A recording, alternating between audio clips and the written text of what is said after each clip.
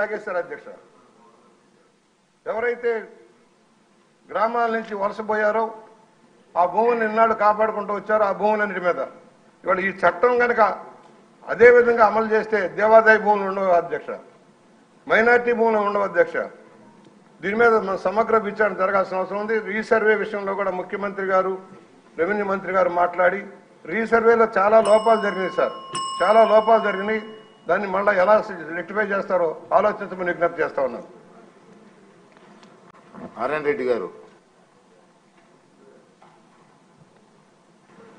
అధ్యక్ష, ఈ land titling యాక్ట్లో ప్రధానంగా ఆ జగన్మోహన్ రెడ్డి ఫోటో ఎందుకు అధ్యక్ష? ఫస్ట్ ఆ ముఖమే దరిద్రం. అది ఎందుకు?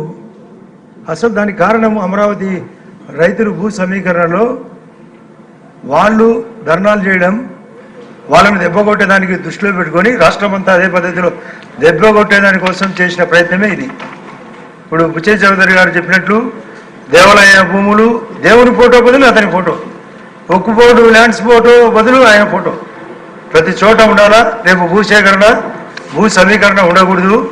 దాని భూములు అడ్డపెట్టి లోన్లు తీసుకురావాలా, రాష్ట్రాన్ని తగలబెట్టాలనే ఉద్దేశంతో ముఖ్యమంత్రి గారు గట్టిగా గుర్తించి వెంటనే రద్దు చేస్తానని ఆయన సభలో సించినాడు పుస్తకాలను కూడా. అది ఇక్కడికి వచ్చింటే అది సించి ముఖాన్ని వేయాలి సార్ అధ్యక్ష. అతను ఇక్కడికి రావాలని కోరుతున్నాం అధ్యక్ష. నిన్న చెప్పినా రోజు చెప్తున్నాం, అది ఎట్లో ఒకట పిలిపించాలి అధ్యక్ష. మీ చేతిలో ఉంది.